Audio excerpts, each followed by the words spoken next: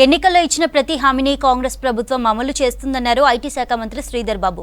పెద్దపల్లి జిల్లా మంతనిలో Peddapalli parliament MP అభ్యర్థి గడ్డం వంశీకృష్ణతో కలిసి కార్నర్ మీటింగ్లో పాల్గొన్నారు. రాష్ట్రంలో బీఆర్ఎస్కు, కేంద్రంలో బీజేపీకి డిపాజిట్లు కూడా దక్కవన్నారు. ప్రజల అండదండలతో కాంగ్రెస్ పార్టీని ముందుకు తీసుకువెళ్తామన్నారు. 10 ఏళ్ల బీఆర్ఎస్ పాలనలో ఒక్క కొత్త రేషన్ కార్డు ఇవ్వలేదన్నారు ఎంపీ అభ్యర్థి వంశీకృష్ణ. 2 కోట్ల ఉద్యోగాలు ఇస్తామని చెప్పి బీజేపీ నిరుద్యోగులను మోసం చేసిందన్నారు. కాకా స్ఫూర్తితోనే ప్రజలకు సేవ చేసేందుకు రాజకీయాల్లోకి వచ్చానన్నారు. తనని ఆశీర్వదించి ఎంపీగా గెలిపించాలని కోరారు వంశీకృష్ణ.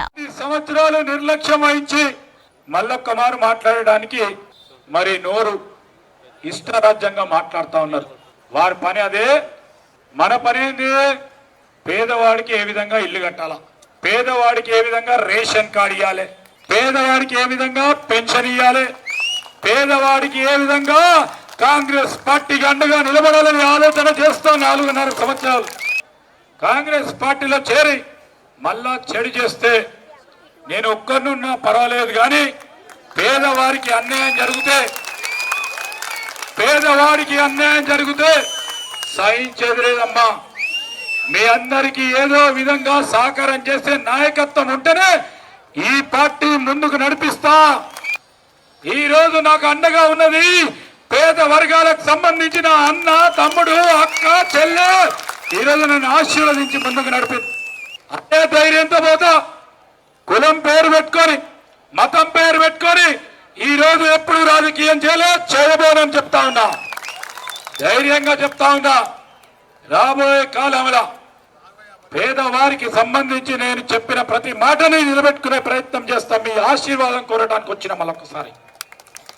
మళ్ళొక్కసారి మీ ఆశీర్వాదం వంశీకృష్ణ గారి చేతి గుర్తు కోటేయండి. నన్ను ఇంకా బలంగా ముందుకు నడిపే ప్రయత్నం చేయండి. మాఫియాలు ఎవరు కూడా ఊరుకోరు. పచ్చ కామర్లో అందరికి పచ్చగా కనబడుతుంది. పచ్చ కామర్లకి ఊరంతా పచ్చగా కనబడుతుంది. వాళ్ళు 10 సంవత్సరాలు దానిలో నడిచింది కనుక ఏది చేసినా ఇంకా మిగిలి ఉంటుంది కదా, కొన్ని రోజులైంది. ఆ మిగులును మా పరంగా అంటగట్టే ప్రయత్నం చేస్తా ఉన్న ధర్మిలా ఈరోజు ఖబర్దార్ అని చెప్తా ఉన్నా. కేసీఆర్ గారు అహంకారంతో తెలంగాణ సాధించుకున్నాము.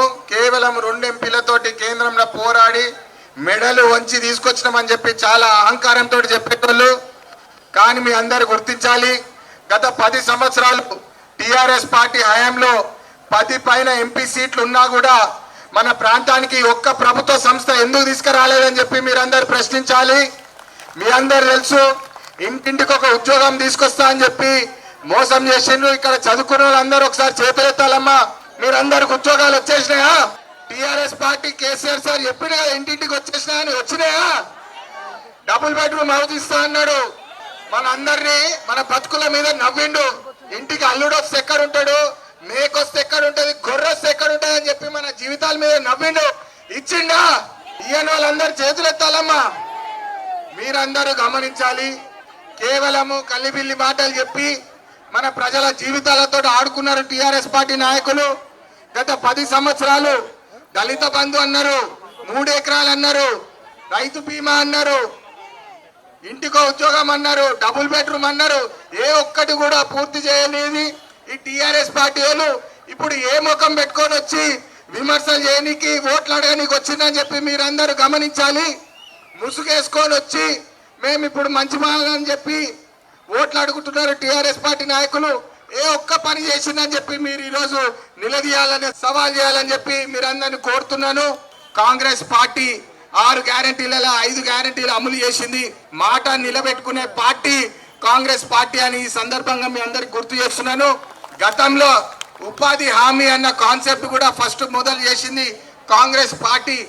మొన్న మంత్రి గారు నేను ఉపాధి హామీకి పోతే ఎవరైతే 20 సంవత్సరాల క్రితం ఉపాధి హామీ చేసి కష్టపడి వాళ్ళ పిల్లలను చదివించిండ్రో, బీకాంలు, ఎంబీఏలు, డిగ్రీలు చదివించి, మళ్ళా దురదృష్టం ఏంటంటే ఇప్పుడు వాళ్ళ పిల్లలు కూడా ఉపాధి హామీ పోతుందంటే ఎంత బాధాకరమైన విషయం అంటే నేను చెప్పలేను.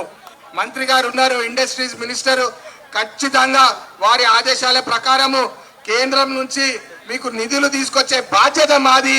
ఇక్కడ ప్రభుత్వ సంస్థలు తీసుకొచ్చే బాధ్యత మాదని చెప్పి మీ అందరికీ సభాముఖంగా తెలియజేస్తున్నాను. ఈ నిరుద్యోగుల సమస్య ఇకపై మా సమస్య.